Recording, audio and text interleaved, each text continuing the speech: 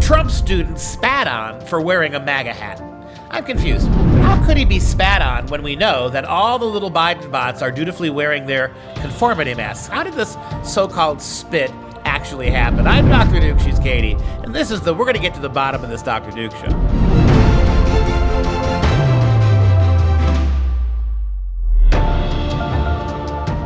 Hello, everyone, and welcome to the Dr. Duke Show, the only program that keeps you educated on the craziness impacting K-12 classrooms and college campuses around the world. Today, we start with hatred on campus as leftists are caught berating Trump-supporting kids in schools across the country. This is a pandemic, if I may use. That makes me the Fauci of anti-Trump behavior. All right, hi.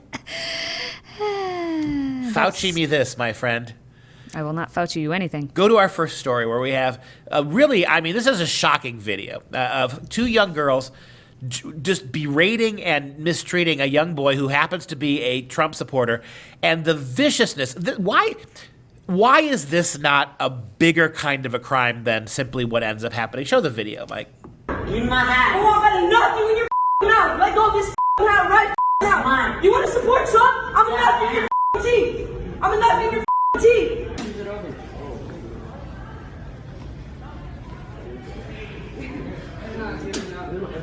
How you like that? You my little tongue. You my little tongue. Yeah, because it looks like it might switch on your face, huh? Yes, that actually happened, Katie. It did indeed. It's a teenage boy. At first, this got put out on social media because they were trying to find out where this happened, what was going on. It was later found out it's a 15-year-old boy named Braxton McElhenney, and he's gotten a whole lot of support since this video actually was proven to be true. It's not Russian fake news. And in the video, when you see that, the simple fact that he just stands there. He doesn't do anything. He could easily, he's a teenage boy. He could have easily have just decked her and it been over. But he doesn't do anything. And he said he didn't do anything because he wasn't raised that way. So he has respect. And for the simple fact that he was able to, quash any type of rage he had inside. Here you have young girls now trying to act like they're from the hood, from the ghetto, right? Trying to act all up in your face about this stuff. And don't tell me that all of this rhetoric now of the absolute heroic nature of Black lives in all of its formats didn't justify in these girls' minds this behavior. And the two girls that are in the video, one is, according to Braxton's mom, is going to be charged with a felony. I assume it's the one who did the actual spitting. And here's the thing. It's, again, hard to make out what she's saying, as you just went over, but she actually admits to the crime. She said, "My spit is on your face." And in the age of COVID, if it was anybody else who got any saliva anywhere near, you could have spat the other direction and then, Well, this is directly in the face. Well, why are they in a public school without their masks on? Yeah. Isn't that supposed to be the end all? But how about this? To underline my point about the language, here's another quote she used. "How you like that? How you like that, little bee, huh? You little bee," she rants. "You my little bee? Yeah, 'cause it looked like it. My spit is on your face," right? This is, again, we went from normalizing, for lack of a better word, Ebonics, this argument that language supremacy, to ask kids of any race to speak proper English is now bigoted. So now you elevate this stuff up. I find it most interesting that if of all the states in the union that you could pick that this actually happened in, it happened in Utah. Yep. And that's the language they were using at West Jordan High School, for the record. If this is what's going on Utah. with the Mormon youth, God help us if this is what's going on. We don't know if they're Mormon. No, I know, but in the land of Mormon youth, where we think of the Brady Bunch, right? There we go. If this what be going on, this not be good, right? And so the thing that gets me is that this made no news.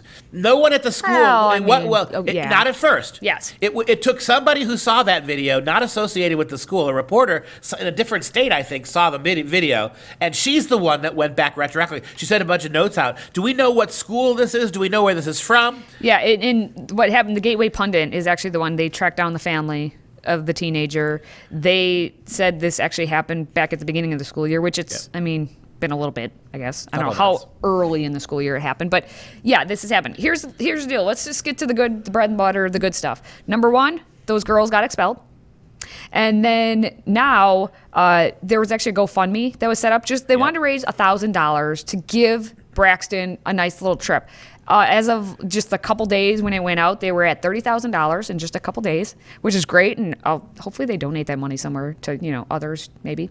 And then on top of it, the big news is that the president got wind of what happened of this. And being Donald Trump, he sent an autographed Make America Great Again hat to Braxton. Right. None of which changes the fact, the happy ending, that this should have been dubbed a hate crime. This was an act of vicious hate. But because it was two white people again, however much one was pretending to be black. Why is that not a crime? Where are the defenders of cultural appropriation condemning this young girl for acting up and out and using the language of common African American speech to go ahead and attack this other kid for wearing a Trump hat? There are a lot of issues here, and a lot of people are on the wrong side of this. And a lot of the people who should be having opinions have been stock silent about it.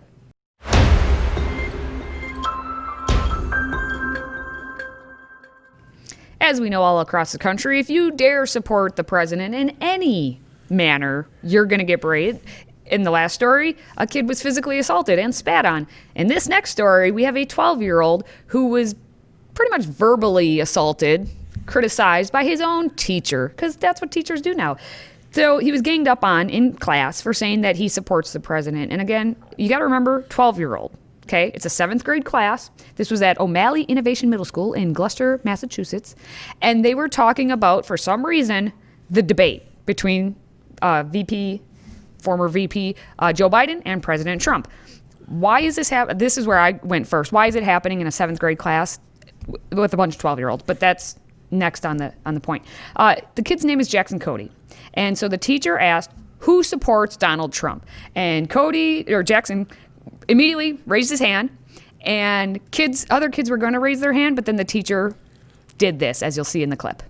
I just feel like our country wasn't in a great place, and I just wanted to learn more about Donald Trump because he seemed like he was making our country rise again. He voiced that support for the president during a recent classroom discussion of the debate. I raised my hand fully, and there was like a few kids that were going to raise their hand, but then they heard the teacher say to me, "Oh, Mr. Jackson, I thought I liked you."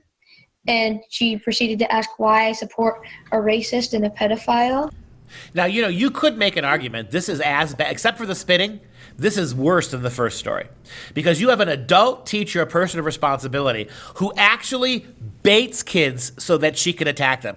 If she doesn't like Donald Trump, that's up to her. But for her to ask that class disingenuously, to say, how many of you support Donald Trump? Not how many of you support that monster Trump? Don't let me hear from you if you support that monster Trump. She solicited kids, like you said, Katie. A number of kids in the room were about to raise their hand when she immediately attacked this kid, and she stifled those other kids. She forced those kids, by the way she was persecuting this one kid, to literally change their opinion. Here's what's fascinating to me. Again, I take it back to my own personal experience. At 12 years old, 6th grade, 7th grade, I had President Bill Clinton in office at the time. My teacher could have said, if I would have raised my hand saying, yes, I support Bill Clinton, why do you support not pedophile, but a serial rapist of interns in the White House? There you go. That's a way to put it. The fact that you're asking the students at the end why I support a racist and a pedophile to 12-year-olds, you don't teach students that. You don't just blindly put that out to them as labeling any person that at all, much less the president, who does not have evidence of being a racist and a pedophile like she And you would have to go through the whole point of what the story were. If you're going to do this, you have a moral obligation then to show the kids, and then you would also, as a teacher, have a moral obligation to show the kids how many people dispute those things. None of this was done. This was done. This is why I say this was perhaps, except for the spitting, this is worse than that for a story because she's an adult. She baited those kids. She set a trap to be able to mistreat those kids publicly. And then on top of it, she says, "I am ashamed of any woman who voted for Donald Trump." And what does Jackson immediately say? I told her my mom and one of my grandmothers voted for Donald Trump. So now you're bringing family into this. Yeah. And I am ashamed. I am ashamed that you're a teacher, not That's right. just a speaker on the stage there. You are not supposed to be putting your own viewpoint into it like that. It's sexist. Love that too. It's clearly sexist to single out the women. It's bad. We expect little boys like Cody. Was that his name? Jackson Cody. Jackson Cody. We expect little boys like that because the toxic masculinity. But I'm going to say to all you women out there, to all you female students who have moms or dads or aunts or cousins who voted for Donald Trump, you're worse than the boys are. And Jackson even said, I was just upset because other kids in the class were ganging up on me. Because as soon as that happens, as soon as the teacher turns on the student, especially in middle school, all the students are going to just pile on. And so they were laughing at him, and the teacher, was laughing at me and wouldn't say anything to them. And that's why it's even worse than the first story, minus the spitting. And on top of everything else this teacher did, she encouraged bullying. How often have we heard from the public schools that bullying is the single greatest problem that we have? Especially in middle school. Right. And there's all these LGBTQ kids getting bullied and all these black kids getting... No, that's not what's happening. This is what's happening. This is what's happening. How many stories, if we had to go back and dredge them all up, I'll bet you there in the last 2 years, 50 stories like this of kids being tormented in school by teachers and by other students. And not one time have I ever heard it called bullying. Not one time have I seen a superintendent come out or some kind of national education organization come out and say, this is why we need more training of political tolerance. This is why we need to really get First Amendment training and civics back in our school. No, we need even more LGBTQ lessons. Well, in this instance, kind of, sort of, the bully was brought to shame. She did go in front of the entire class. And according to Jackson, that did help him because she had to apologize. The bully had to stand her ground. But the district's response, Ben Loomis said he was disappointed that we always stand with our students and staff to feel safe and that their point of view is understood and respected. And every day in our schools, we strive for tolerance, understanding, different perspectives, and being civil. And now the staff has to go undergo basic training about discussing controversial topics, such as our president. Yeah, where's the bullying? Where's the anti-bullying agenda? The word bullying, anti-bullying, that's not in there. It does not occur. Where is the fact that she baited those kids? Where is the sexism? Look, we know how much you don't like girls to be mistreated by the system, and yet this female professor put an added bonus, teacher, put an added bonus evil on women who support Trump. This is a big mess all around, and that tepid little statement and the fact that the teacher had to apologize, you would never have let that been the solution if this was racially or gendered differently.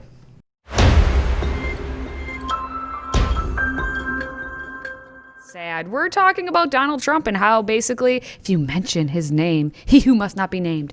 So now we have another story about a 10-year-old who dare to say that, anything about admiring, how dare you say admiring Trump. So basically what happened, of course, we're online for school. And the students in the class online were asked, who do you most admire? And this 10-year-old said, Donald Trump. And for that, he got kicked out of class. The example that was shared in the chat, which I went ahead and erased for us, was not appropriate, right? Especially as that individual has created so much division and hatred between people, and specifically spoken hatred to many different individuals. Okay, so I do apologize for kicking you out of the conference again. That individual has spoken hate to many individuals, and I don't think is an appropriate example for a role model. We should be admiring. You say who? Okay, with that being said. Okay, so that was middle school teacher Brendan Stanton of PG Keithley Middle School in Tacoma, Washington. Now, Elsie Kusander's son, as you heard, said, I admire Donald J. Trump. And in the chat, he wrote, I admire Donald J. Trump because he's making America great again. And because he's the best president the United States could ever have. Again, he's 10. And he built the wall so terrorists couldn't come into the U.S. Trump is the best person in the world, and that's why I admire him. Now, Stanton immediately kicked the student out of the chat room, deleted the chat, and proceeded to then, as you heard, they basically attacked the president.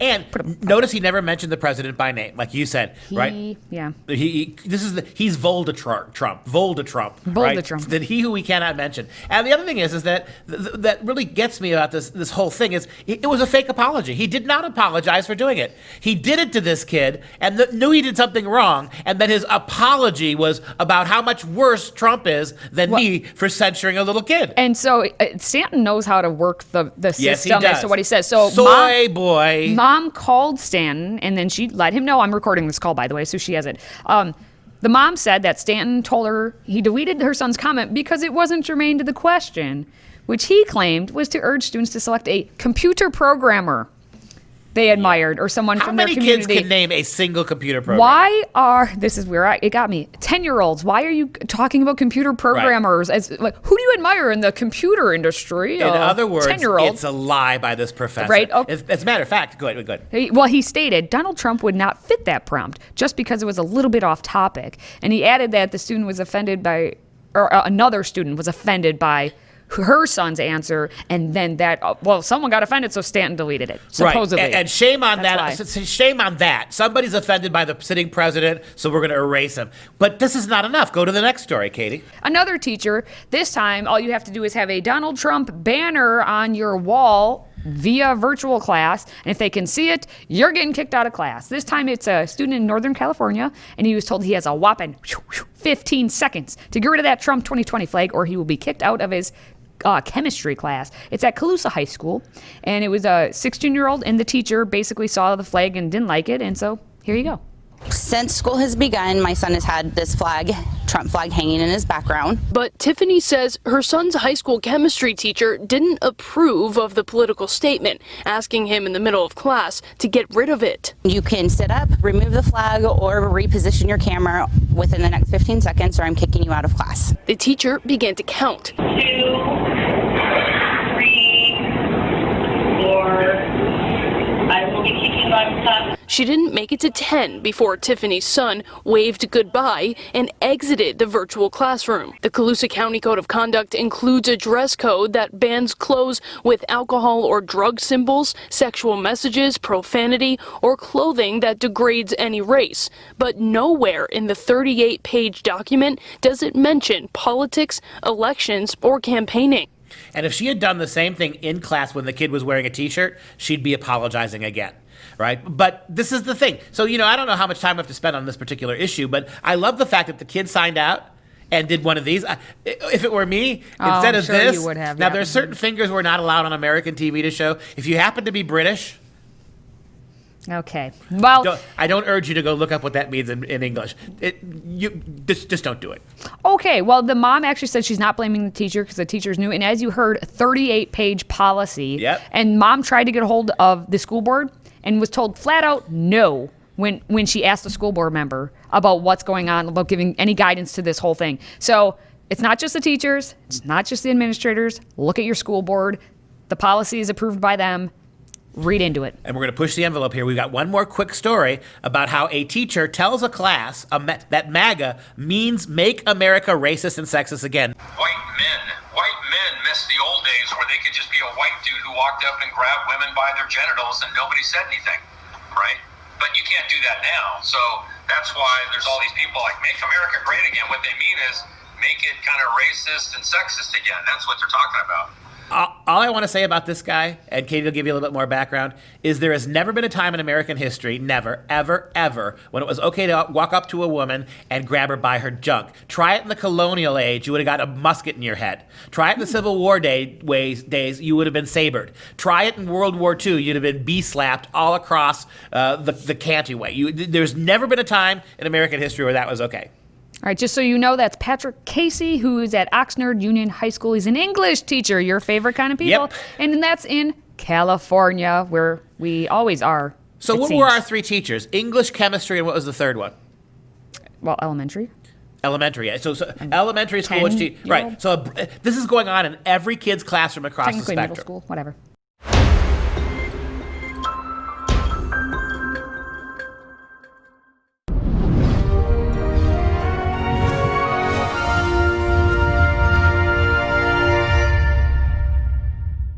It's time for some real education. The Light Princess is a Scottish fairy tale by George MacDonald, published in 1864. It tells the story of a princess afflicted by a constant weightlessness, unable to get her feet on the ground, both literally and metaphorically, until she finds a love that brings her down to earth. Aww. An animated version was released in 1978. In 2013, a musical version by Tori Amos and Samuel Adamson, inspired by the original story, was premiered for the Royal National Theatre in London.